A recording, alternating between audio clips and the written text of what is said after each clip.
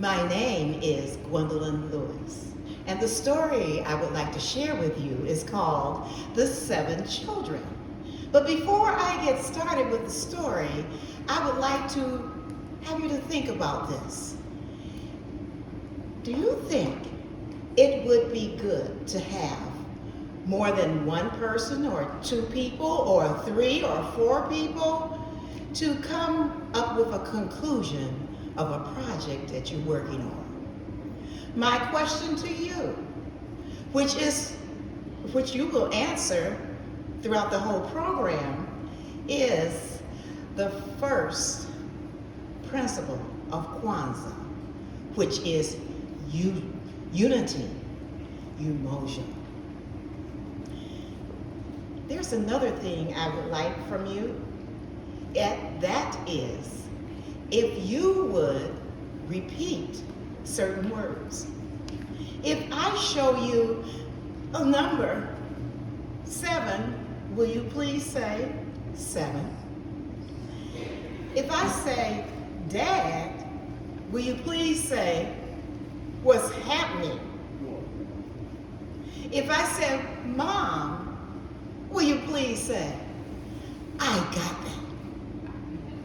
So I think you know. So let's get started with the story of the 7 children. Now, to the neighborhood and to the schools, these 7 children were just wonderful.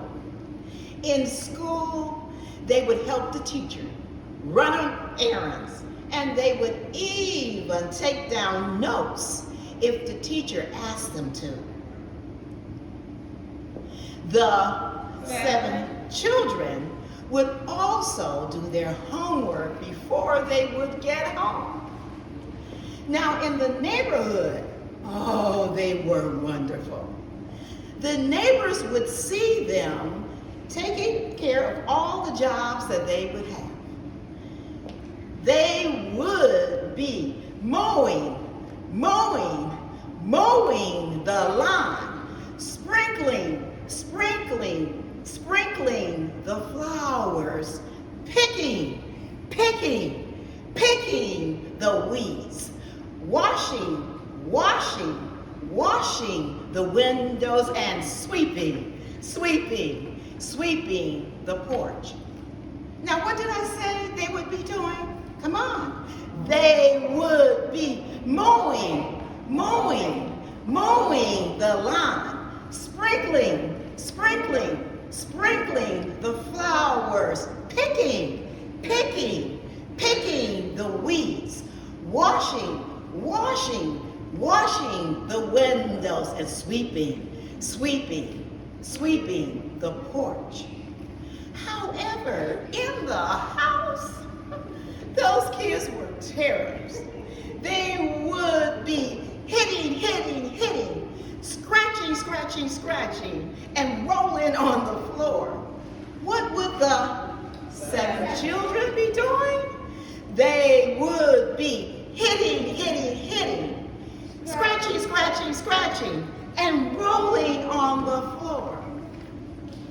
Now, Mom, I got that.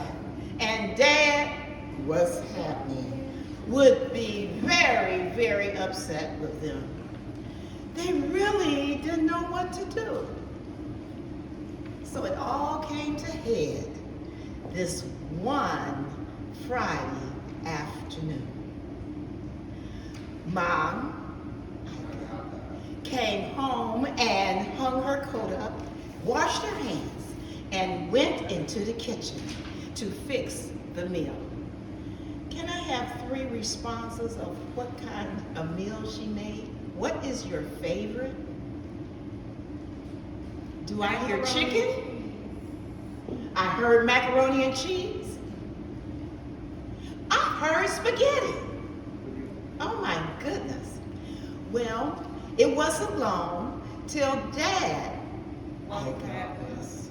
came home, and he hanged his coat up and washed his hand and sat down. Then the children came home and did the same. seated in another room. Well, Mom went on and fed her husband, Dad, and then went into the other room and gave each of the children their food. She prepared her plate and went back into the kitchen and settled down. Now, Mom and Dad were conversating, and then all of a sudden, they heard clank, clank, clank, clank, clank, clank, clank in the other room. Dad said, "What's happening?"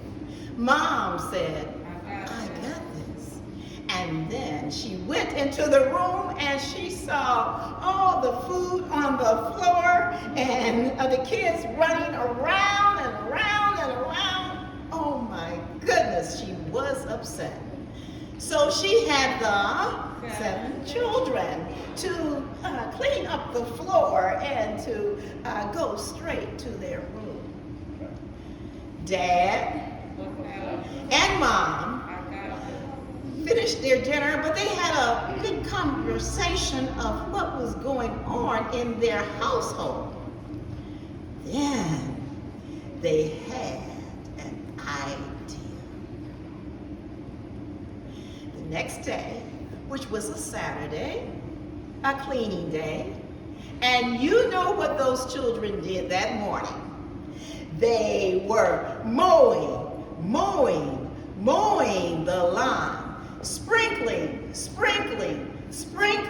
the flowers, picking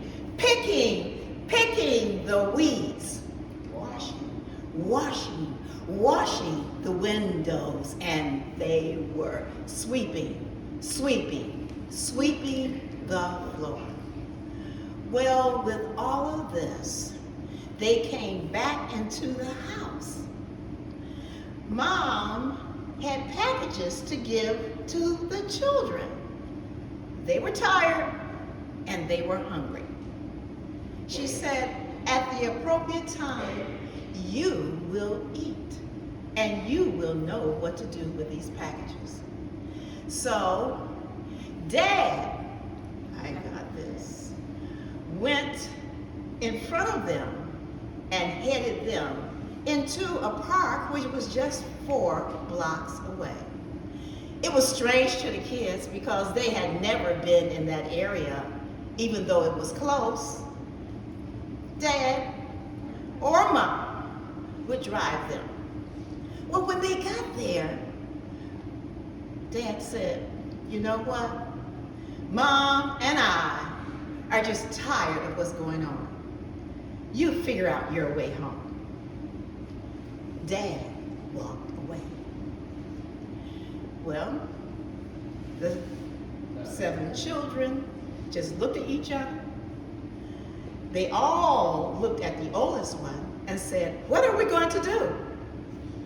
The second one said, "Well, go to the north." The other one said, "Go to the south." The next one said, "Go to the east." The last one said, "Go to the west." They all looked at the second one. They all looked at the last one. And the last one happened to say, "I just want to go home."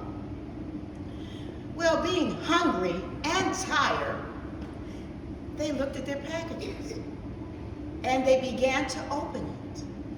When they opened it, one had a net, the other one had a blanket, one had a bottle of water, another had bread, another had a stick, another one had a rock, and the last one had a map.